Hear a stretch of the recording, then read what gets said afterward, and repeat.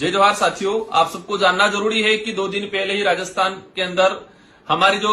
2022 के अंदर राज्य के जो गरीब परिवार के जो बच्चे हैं, इन बच्चों को पढ़ाने के उद्देश्य से राजीव गांधी स्कॉलरशिप योजना जो विदेश में या देश की सर्वोच्च विश्वविद्यालय के अंदर पढ़ने के लिए एक स्कॉलरशिप शुरू की थी। सरकार बदली, नाम चेंज कर दिया, राजीव गांधी स्कॉलरशिप से नाम बदल के स्वामी विवेकानंद नाम कर दिया। लेकिन उसके अंदर जो कमियां थी उनको दूर करने का काम नहीं किया और न ही जो गरीब परिवार को इस योजना को जो मुख्य उद्देश्य था कि गरीब परिवार का बच्चा जाए, एक गरीब माँ बाप जो अपने बच्चों को पढ़ाने के लिए एक स्कॉलरशिप का एक मुख्य सहारा समझता है,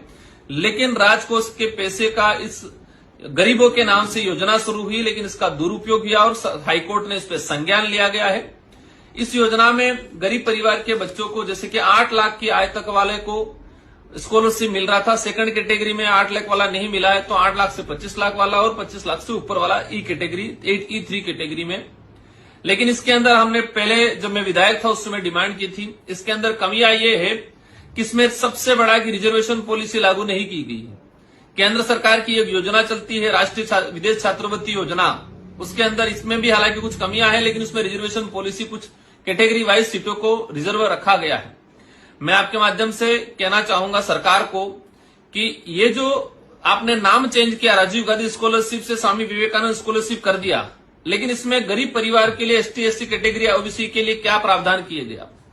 मैं दावे के साथ कहता हूं, मैंने पिछले 2-3 सालों से देखा, 2022 में ये योजना शुरू हुई, इसके बाद हमने देखा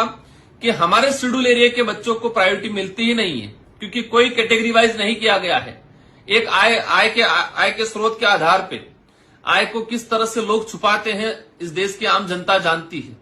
और इसमें विशेषकर बड़े बड़े घरानों वालों को, जो करोड़पति लोग हैं, इनको विशेषकर फायदा हुआ है। तो मेरा सरकार से अनुरोध है कि हमारे देश के आदिवासी बाहुल्य क्षेत्र का जो बच्चा है वो भी चाहता है कि मैं विदेश में अध्ययन करूं, तो पिछले 2022 से लगा कि इस 2025 तक